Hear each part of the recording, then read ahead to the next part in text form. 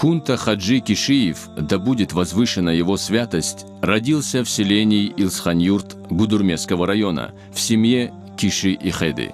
Кунта Хаджи, да будет возвышена его святость, один раз совершил хадж, но, как считают некоторые мюриды, он дважды совершил хадж, и из второго паломничества в Мекку он вернулся через 4 года.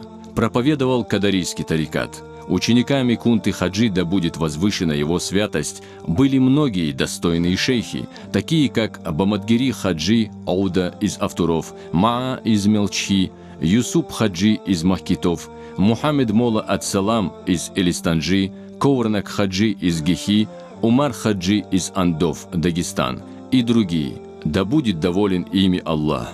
Кунта Хаджи, да будет возвышена его святость, является одним из самых почитаемых шейхов Чечни и Дагестана. Также он является одним из основателей суфизма на Северном Кавказе. Слово Всевышнего, из чьих бы уст оно ни прозвучало, священно для мусульман. Взявшись за то, чтобы донести до людей священное писание посредством языка добра, жеста покорности и взгляда искренности, Кунта Хаджи Кишиев, да будет возвышена его святость, начал проповедовать на Кавказе истинную веру.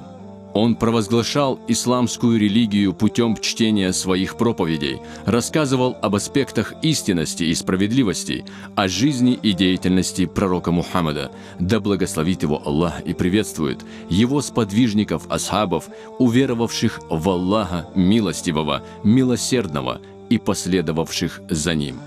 То, что он был человеком с открытым добрым сердцем, полным глубокой богобоязненности и исполненным любви к Аллаху, доказывает и то, что целый ингушский народ принял религию ислам, следуя учению Кунты Хаджи.